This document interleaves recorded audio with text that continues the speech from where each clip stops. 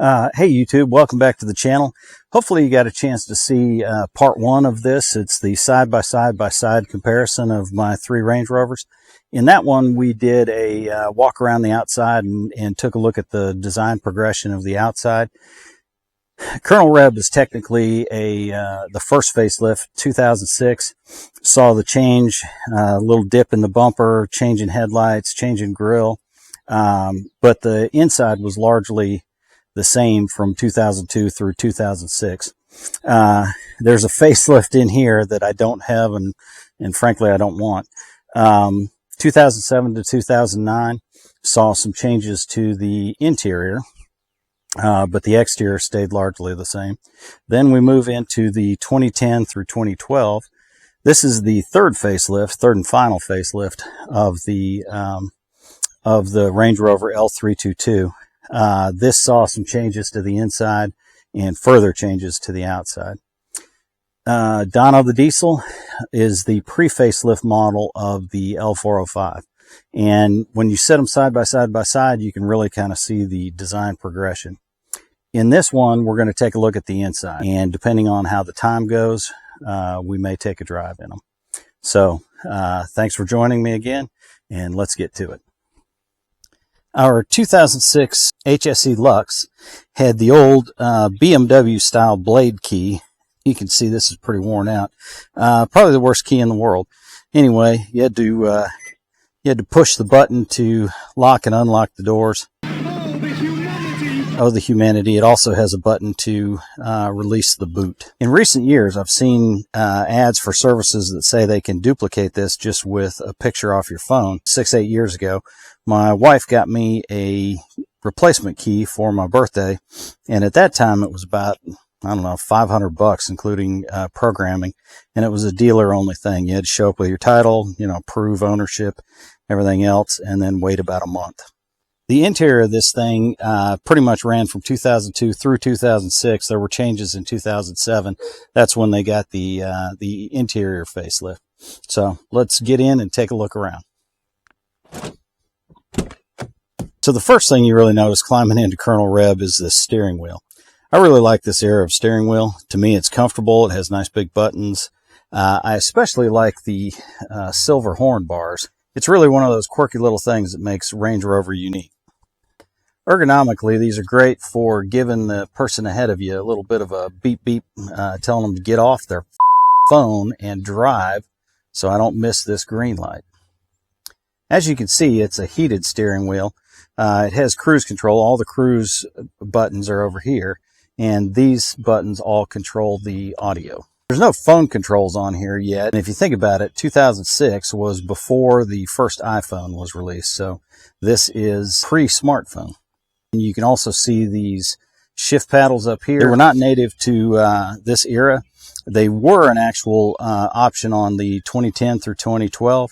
So these are Land Rover parts, and a kid over in England put together a kit. So I thought it was cool. I put it in. Turning to the dash binnacle, you can see that the dials are analog, nice, easy to read numbers. This steering wheel and speedo cluster would carry all the way through the 2009 model year. So one of the severe flaws of this era dash is that there's no way to configure simple things like the headlight delay, drive-away locking, or beep-on locking, any of the stuff that you could do on an entry-level Honda in 2006. That programming had to either be done by the dealer or you could buy one of these, a Gap IID. And these little suckers are about $500 a piece, but you really can't own a Range Rover, or in my case 3, without one. So if we look at the dash, you can see that it's very dusty, but it is crack-free. Nice blue leather. I think it's really stood up well to about 20 years in our southern sun. The infotainment center was a little behind the times in 2006, and Land Rover saw fit to keep that tradition running at least through the pre-facelift L405. As I understand it, the systems are getting more and more up to date as they go along. That being said, you really don't buy a British truck for state-of-the-art electronics. If you want state-of-the-art electronics, my favorite German couple would tell you to go buy a Toyota. In fact, here's their patch. If you want to look up their channel, awesome channel. I highly recommend it. I recently upgraded Colonel Reb with Android Auto or Apple CarPlay unit. You get to it, you push the navigation button, and it will come up. It's really kind of nice because you can use Waze or probably Apple Maps if you're in Apple CarPlay. I listen to Sirius XM. They say that you could do screen mirrorings, but you got to have the USB hooked up, and I haven't run that cable yet. This did come with Bluetooth for the phone, but the Bluetooth only handles calls. It doesn't handle music. And again, this was a year before the smartphone, so I guess music from your phone really wasn't a thing back then. It has another feature unique to the Range Rover, central locking. When I first got this, I naturally went to the door looking for the lock and unlock button. It took me a while. Now that I'm used to it, it's second nature. The climate control is all nice large buttons, big chunky knobs, and you can adjust the temperature, or I can adjust the fan without even looking.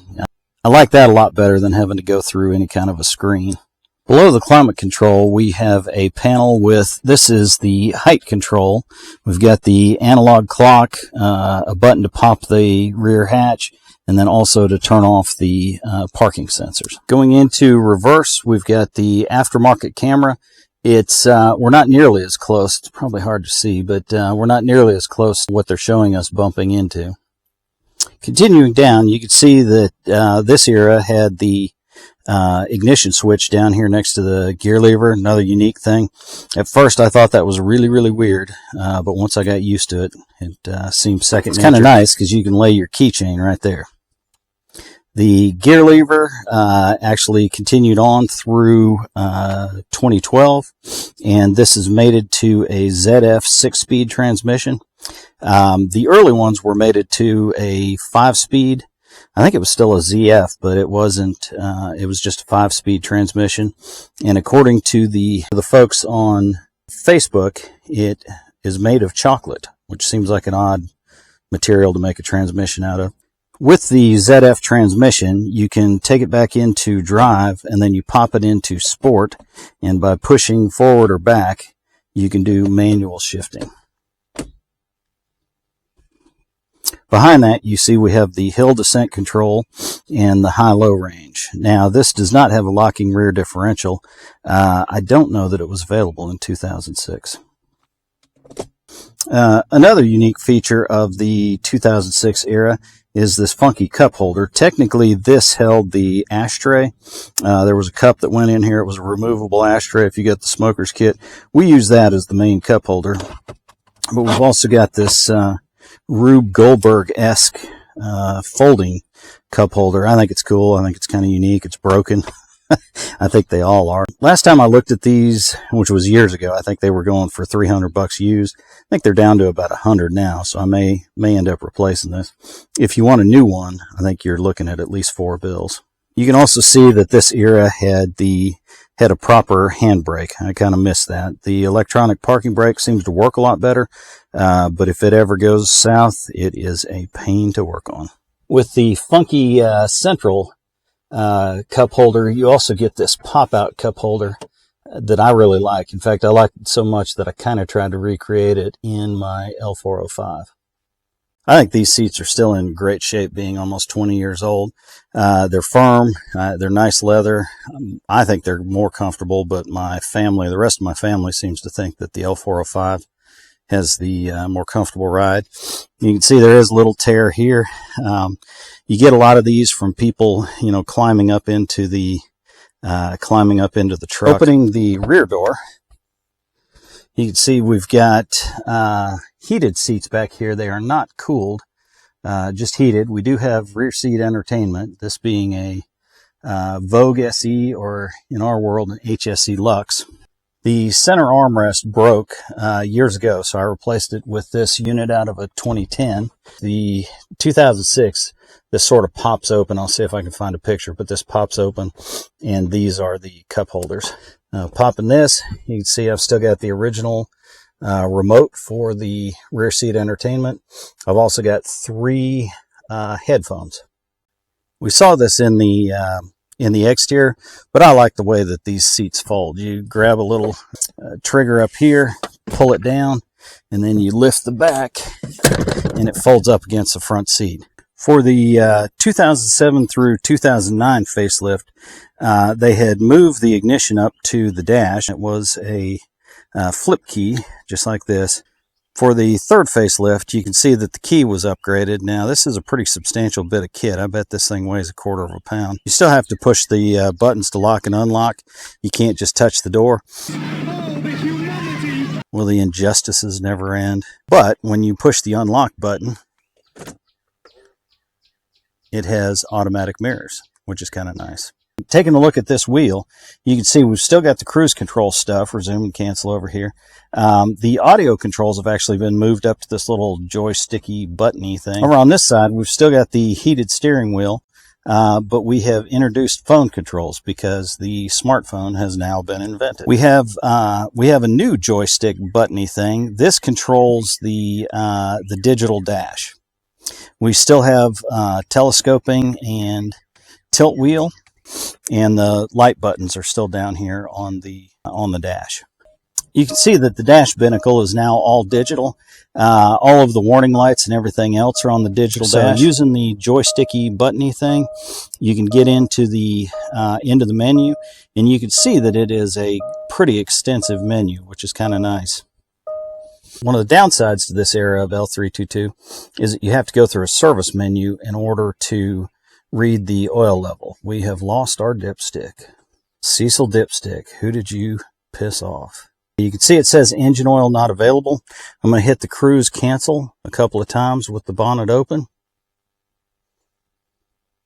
And you'll see that the engine oil level is okay. If you're checking your oil at a service station or something, you don't have to wait 15 minutes, be on a flat spot, touch your earlobe with your elbow, all the stuff that they say.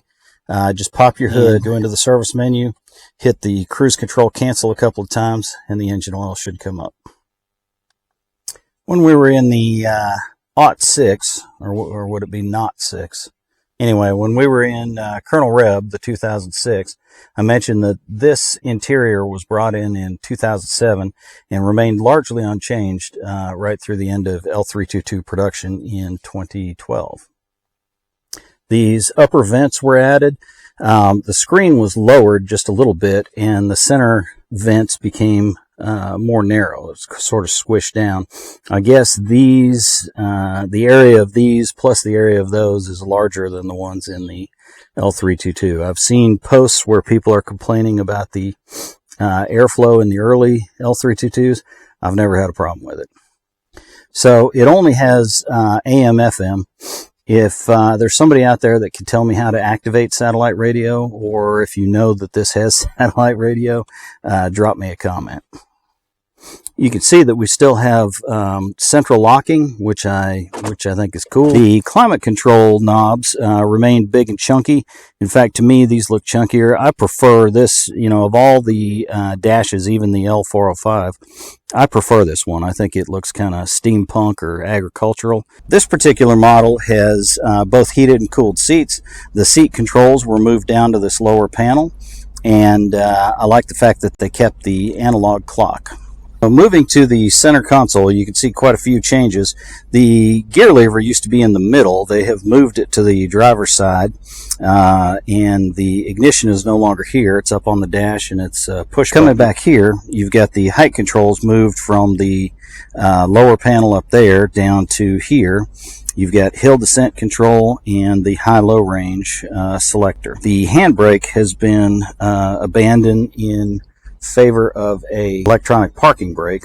This one seems to work some of the time. The biggest change we have is here in the center. This is the terrain response system. So this will allow you to more fine-tune the four-wheel drive system based on the environment you're in. The first one is normal or general driving. The second one is grass, gravel, snow. The third one is mud and ruts. This is sand. And over here is rock crawl. When you start going into programs, it comes up on the dash and it will tell you whether the central diff is locked or not. Recommend low range for mud and ruts. We go into sand and rock crawl. What you probably can't tell is the fact that we are raising. So the information on this screen is mirrored on the four-wheel drive info screen. We're in rock crawl. It has both the transfer case locked. Now the rear diff is not locked. I haven't seen a way to do that manually. I think it's an automatic thing. The upper console is pretty much the same as Colonel Reb. We've got our sunglass holder up here that's gone in the L405. And the sunroof controls are identical. You can either pop it up for a vent or you can open it up. Now this one is 5 years newer, and it is smoother and quieter than Colonel Reb. If I end up breaking this, that may end up in Colonel Reb. The interior of this thing is really in good shape. These seats seem a little bit more supple than Colonel Reb. My wife thinks that these are more comfortable. Her favorites are the L405, but she thinks these are a step up in terms of comfort from Colonel Reb. One of the interesting things about this, electric reclining seats. Somebody online said that they thought this was a long wheelbase, but I don't. I think it's just an odd spec. On the passenger seat, you have something kind of unique in this one. I've never seen it. Is not only do you have the electric recline for the rear seats, but you can also move the front seat forward and back. By 2013, the first year of the L405, the radio key was no longer alien tech to Land Rover. Donna was a one-owner trade-in, so I got 2 keys. I have decided that that is very important. You just touch the handle, the mirrors fold out, and the door is unlocked. The steering wheel in the L405 you can see is a natural progression from the 2011. The side pods have shrunk even more. We've still got the little joysticky button thing. They have actually combined, so this is not only for the menu, but it's also audio controls kind of all built into one. We've got a single phone button, and then we've also got some voice controls here. It takes about 5 steps to make a phone call, but you can do it. You got to say phone directory or something like that. You say a name. 20 minutes later. Number 4, and it says dialing Sandy mobile, and you say yes. Over here we've got the controls for cruise control. Set, resume, set and speed up, resume, slow down, cancel, and we still have a heated wheel. Now the horn bars have moved. They're behind the airbag. I guess this is easier to find in an emergency, but I still prefer the little horn bars. Now one thing that has changed is the light controls are no longer over here on the dash. They have been moved to the stick. We have an upgraded digital dash. We've still got the tack and the speedo. I think they might be switched. I'll have to look at the video. You can see this being a diesel, one of my favorite things. We've got 28.1 miles per gallon average. That's miles per US gallon average. We have an updated digital dash, and we also have an updated driver's menu. In here, there are a lot more options on configuring the car. All the things that you couldn't do on a 2006. Now, they did bring many of them into the 2011. They've brought even more into them here. Since Cecil dipstick is persona non grata in the automotive industry, you have to check this one through the digital dash as well. If it comes up as not available, we've got the bonnet open or the hood. If I hit the cancel button a couple of times, it will show you. For 2013, running through 2016, the infotainment system was completely redesigned. This happens to be an upgraded Android unit. It's got a little cell phone chip in the back of it. You can see that I can still do all of the original functions. I can go into four-wheel drive info, ambient lighting, everything else. We can get out of the native screen. I can go to Waze for my navigation. So go into apps here and YouTube. We can go into this screen. You can see we got a good-looking guy talking about buying an L322. I can also watch ESPN as well as my DirecTV stream. Starting in 2013 through 2016, the L405 still had knobs out here. I really like that. You know, it's easy enough to reach down and turn up your fan, adjust your temperature. With going through a screen, it's not always that easy. Those familiar with the L405 will notice that this is not native. In fact, that was something that some guys on Full Fat Range Rover and I kind of worked out. I'll put a link to that below. It's not really a how-to. It's more of a me discovering more and more about this thing as I got into it. This is out of an L494, same era. I think this happens to be a 2014. The CAN bus is the same. It wired up with a pigtail. The original one, I'll put a picture up, but the original came with the spinny knob. To me, that wasn't very intuitive, wasn't very tactile. I didn't care for it. A year and a half or so later, I still like this one. Continuing back, we've got the terrain response system. Technically, this is terrain response 2 because it has the auto mode. So when you leave it in here, based on all the millions of sensors on the wheels and the engine, it will detect slippage and it will adjust it for you. You can pop this thing up, and then it is very similar to the 2011. We've got grass, gravel, snow. We've got mud and ruts, sand, and rock crawl mode. We've also got a single switch for the low. Used to be, it was up and down on the 2011, and then it was a mechanical switch on the 2006. Hill descent control, and the height controls are back here. We've got some additional features in the 2011. This is traction control. This is, I can't remember the real name, I'll put it up over the screen, but basically it's off-road cruise control. This is a horrible button, automatic speed limiter. If you have this on, cruise control doesn't work, and you set a speed, and no matter how much you mash on the gas, it will never go above that. This is the button to turn off the automatic start-stop. There's a lot of people that hate the start-stop. I don't mind it. Around town, it's kind of nice. You don't have to really use it. You can feather the brake pedal with your foot. If you've got it on just a little bit, it will not shut down the engine. If you push the pedal in all the way, it'll shut down. Got the electronic parking brake and a large dual cup holder similar to the 2011. The upper console has been redesigned. We no longer have the sunglass holder up. That being said, we've got the sunroof. It's completely redesigned. This is the full pano sunroof. You can see that we've got the shade just pulled out. But even with the shade closed, it's sort of translucent, so it keeps it nice and light in here. I'll go ahead and pop that open. An interesting thing about the sunroof is that it goes above the roof. So in the L322, it kind of ducks under the roof and tucks between the headliner and the roof. This goes up above the roof. Pop it open, and then we'll open it. Hopefully I'm getting some kind of a shot there. And you can see this guy is still droning on about the 2011.